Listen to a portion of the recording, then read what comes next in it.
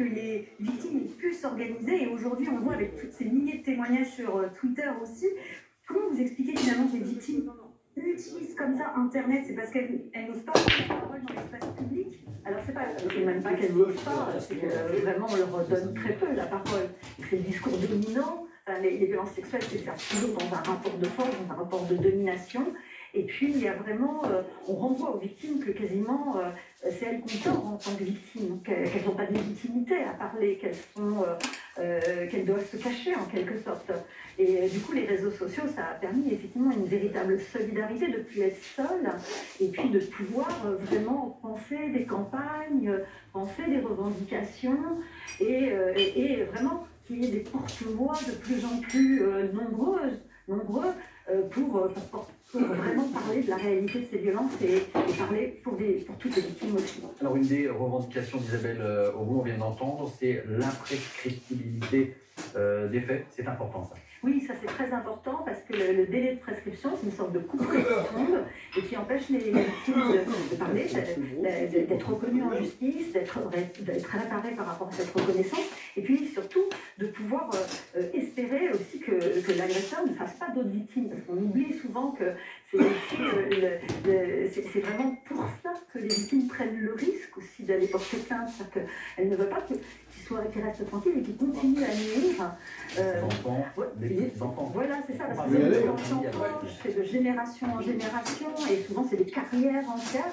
Et l'impunité, ça permet aux agresseurs, aux pédocriminels d'agir en toute sécurité. Donc il y a vraiment ce besoin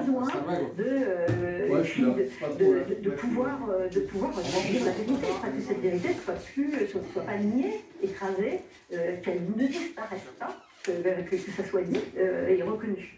Autre question importante, la question des témoins, notamment dans l'affaire dont on parle avec Camille Kouchner et qui concerne Olivier Duhamel. Oui, alors pour le moment, on ne sait pas s'il savait ou non ce qui est reproché aux politologues, justement. Mais ces derniers jours, on a quand même vu plusieurs démissions. Le préfet Guillaume a démissionné de ses fonctions des établissements où travaillait Olivier Duhamel. Elisabeth Guigou a renoncé à présider la commission sur l'inceste la semaine dernière. Elle dit qu'elle ignorait les faits dénoncés. On a des images d'Elisabeth Guigou en 1997. Elle est alors garde des Sceaux. Elle voulait renforcer la loi contre les violences sexuelles à l'égard des mineurs. Écoutez-la, elle parle justement de l'inceste. Non, putain, les victimes de violences sexuelles se sentent coupables souvent. C'est comme les femmes violées se sentent coupables et les enfants victimes sexuelles, surtout que 80% de ces violences se font dans les familles. Et donc ces enfants sont là et souvent il n'y a personne pour les écouter, pour les entendre, pour comprendre leur détresse, pour les protéger d'ailleurs, parce que quand ça se passe dans les familles, il y a souvent la complicité autour de toute la famille proche. Ce sont des drames insoutenables. Muriel Salmona, cette complicité autour de la famille proche, c'est important si on ne peut pas arriver à mettre la pression sur les auteurs, si on ne peut pas arriver à sensibiliser les victimes. Peut-être que les autres, ceux qui sont là, qui savaient sans savoir, peuvent s'exprimer. Oui, et d'ailleurs, ils sont obligés de signaler les faits. C'est-à-dire quand on a connaissance de faits de violence sexuelles commises sur des mineurs, on est dans l'obligation de signaler ces faits, parce que justement, les mineurs sont dans l'incapacité de pouvoir se défendre, sont piégés dans la famille. Mais c'est vrai que l'agresseur recrute des complices, il se positionne comme tout puissant, et du coup, dans l'ensemble, beaucoup de personnes vont se mettre de son côté et vont soutenir en fait l'agresseur contre les victimes. Et ça, il faut que ça change, effectivement. Muriel Salmona, je vous rappelle que vous êtes présidente de l'association Mémoire Traumatique et Victimologie. Vous avez également publié le livre Noir des violences sexuelles. Merci à vous. Pour vos explications et merci à vous Camille pour votre travail. Voilà, avant de refermer cette inattendue, notre traditionnelle pépite, un hommage bien sûr à l'acteur-réalisateur Jean-Pierre Bacri et à son franc-parler en 1986 dans l'émission Cinémagie diffusée sur FR3 à l'époque.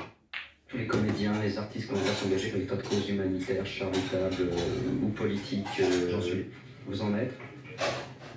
Certains disent que les comédiens n'ont pas affiché leur... Mais certains c'est un con, vous êtes bien au courant de ça. Hein, vous savez que c'est comme ça que ça marche.